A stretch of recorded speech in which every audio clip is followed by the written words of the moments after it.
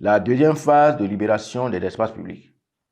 6 années après la première série de malheureux spectacles de démolition, c'est la veille de la rentrée des classes coïncidant avec la période des pluies que le gouvernement a choisi pour lancer la deuxième phase de l'opération de déguerpissement, comme s'il avait horreur du bonheur du peuple et de l'épanouissement des enfants, élèves et jeunes. La deuxième phase de l'opération de libération des espaces publics a démarré le vendredi 15 septembre 2023. Avec l'appui des agents de la police républicaine, le préfet du littoral et les agents de la mairie de Cotonou ont démarré l'opération de déguerpissement dans la rue du centre hospitalier et universitaire de la mère et de l'enfant ancien Omel de Cotonou. À l'aide de marteaux, certains agents détruisent des tables sur les trottoirs et embarquent les étals et marchandises retrouvées au niveau des trottoirs et terre-pleins centraux. Les motos et les voitures sur les espaces interdits ne sont pas épargnées. La zone de la pharmacie K-Thérapie, station Legba à Dantokba, le tronçon Étoile Rouge, Vaudjé, Kadjeon et Laskan-Guézo, à Maro Militaire sont les zones ciblées. Vous avez dit la part, c'est bon. Soyez correct. Je n'étais pas obligé de m'arrêter pour vous écouter. Mais vous avez tort de réagir comme ça. Parce que j'en ai marre.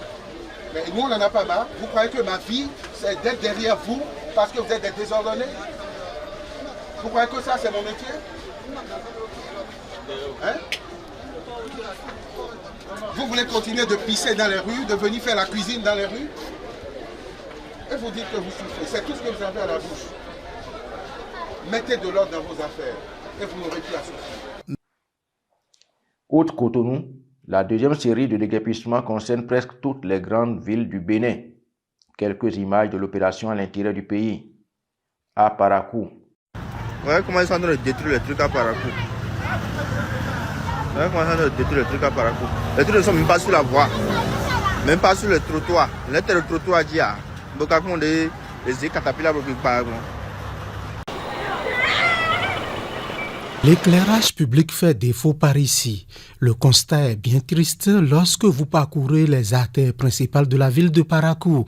La lumière a donc laissé place aux ténèbres. Au moment où il y avait les différentes personnes ou les propriétaires des ateliers et autres, ils avaient quand même de quoi éclairer leur hangar. L'obscurité s'est accrue dans les rues suite à l'opération de déguerpissement des occupants d'espaces publics.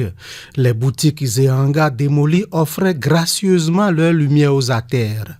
Cette opportunité d'éclairage privé palliait un tant soit peu le déficit d'éclairage public. Tel qu'ils ont cassé les bordures, je pensais que la mairie allait prendre la disposition pour qu'on puisse éclairer les bords de voie, mais ce n'est pas fait jusqu'à présent. Ce n'est pas prudent. Il y a de l'insécurité dans la ville de Parakou. Les places publiques, elles aussi, ne sont pas épargnées. C'est le cas de la place Bioguera, l'un des plus grands carrefours de la cité des Koubourou. Akmaouian. L'opération des domaines publics au bord des voies continue. Regardez.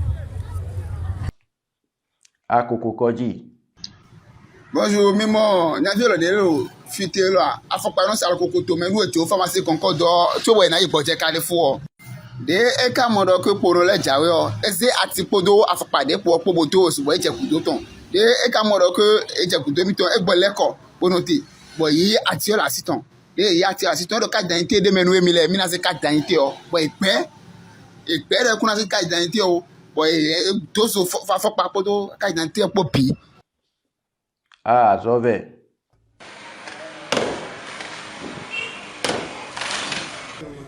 Le déguerpissement n'est pas une mauvaise chose. Si ce n'est que pour libérer les abords des voies, c'est à saluer.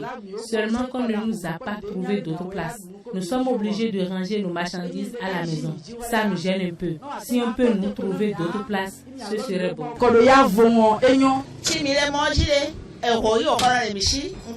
Quand nous étions au bord des voies, ils nous prenaient de l'argent. Maintenant qu'ils décident de nous déplacer, ils devraient nous trouver d'autres places, ce qui n'est pas le cas. Nous sommes allés à maintes reprises voir le maire, mais jusque-là, rien n'est fait. À notre grande surprise, c'est un gongoleur qui nous informe que si nous ne déplaçons pas nos baraques, au plus tard ce jour à midi, des gradaires viendront les démolir.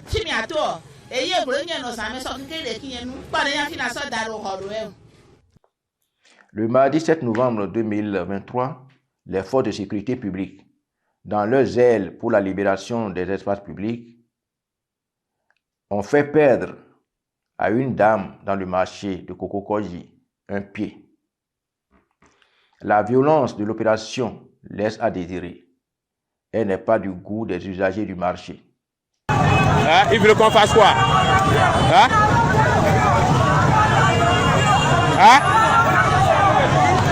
Au-delà des dégâts colossaux des dernières pluies qui ont ralenti l'activité économique dans le marché, les vendeuses doivent aussi subir les caprices de leurs autorités locales décidées, disent-elles, à leur imposer la misère. C'est pratiquement l'enfer de Corée pour ces vendeuses que je vous invite à suivre.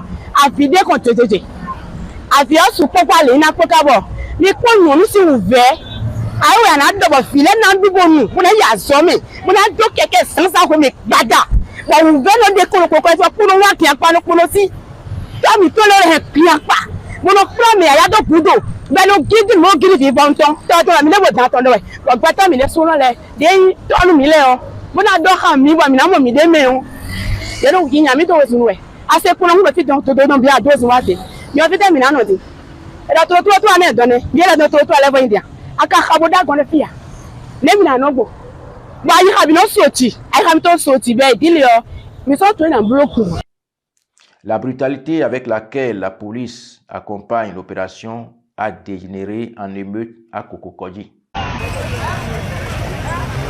Voilà, la circulation est bloquée. La circulation est bloquée, totalement bloquée. Totalement. Voilà, hein, c'est à Kokokoji ça se passe. La circulation est bloquée totalement. Totalement. C'est bloqué, c'est bloqué. À y voir de près, la principale occupation des préfets sous la rupture de Patrice Talon, ce sont les opérations de déguerpissement. Ils ont pour alliés dans ces tâches les maires et les commissaires de police. Un préfet de département est-il si désœuvré? Fini la sensibilisation, place à la répression. Rien ne résiste devant cet engin. Libérer l'espace public, le mot d'ordre est clair. Le préfet du Zou était présent pour une supervision générale. Rendre la ville plus propre et plus attrayante. L'opération de libération des espaces publics est obligatoire. Ce n'est pas négocié parce que c'est des espaces qui appartiennent à tout le monde. Regardez cette affaire-là. Il y a 3 mois, vous ne pouvez pas voir clairement ici. Mais grâce à cette opération, regardez l'aspect que ça donne. Donc nous ne voulons pas nous amuser avec ça. Dans ces villages à l'intérieur du pays où le tourisme est quasi inexistant et que la survie de la population dépend des petits commerces le long des voies, à quoi doit-on s'attendre avec ce déguerpissement sauvage? Est-ce que le pouvoir public a réfléchi un instant à la misère dans les villages? À quoi vont se résoudre les bonnes dames d'Azové, de Dassa, Kmanwian, qui ne vivent que de la vente de gari, de cossettes d'igname, d'huile, de bélier, le long des voies?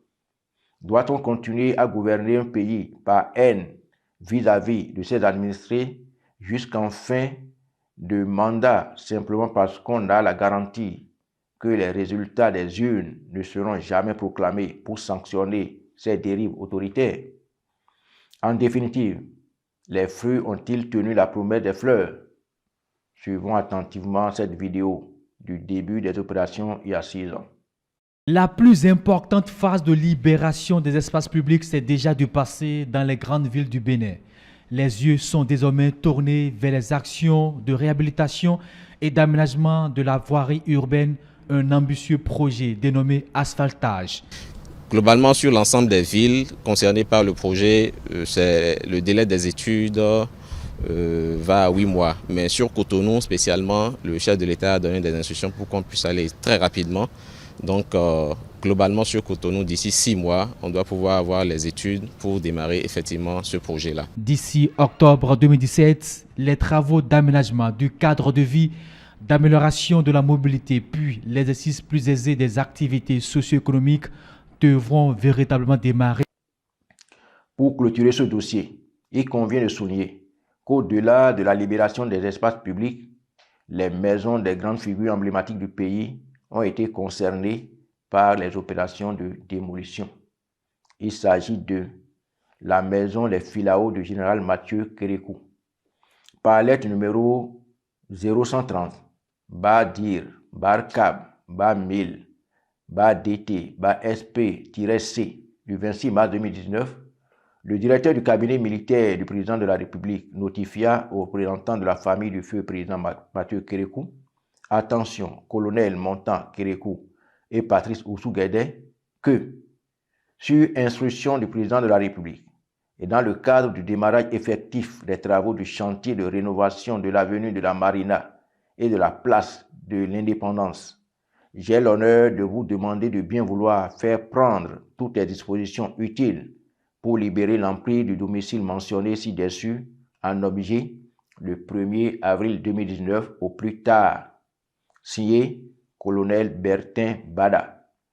Cette maison, symbole historique de la vie d'un homme qui a marqué la politique béninoise des décennies durant, qui devrait être érigée en musée comme un puissant attrait touristique très bénéfique pour l'économie et l'histoire, a été bousillée pour laisser place à un certain jardin qui, tout comme la place de l'Amazone, n'est en réalité qu'un lieu d'envoûtement collectif, érigé à l'insu du peuple que l'on invite à s'y rassembler. Périodiquement, sous prétexte de géants concerts gratuits où des artistes étrangers sont invités pour amuser et ensorceler le peuple. Deuxième figure, la maison de Monseigneur Lucien Agboka Awida. Sous prétexte de l'exécution du projet de la route des pêches, la maison du vénérable feu évêque Monseigneur Lucien Agboka a été démolie.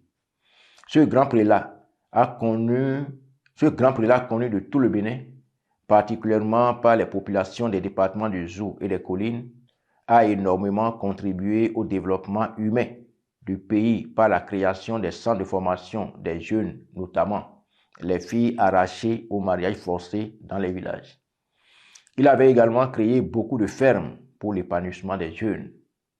Sa résidence de retraite devrait demeurer un vestige pour la jeune génération à qui l'on doit conter l'histoire de ces grands hommes, à l'instar de Monseigneur Isidore de Souza, qui a beaucoup œuvré dans le social par l'implantation des hôpitaux, des écoles et collèges, des infrastructures villageoises d'adduction d'eau dans les régions lacustres.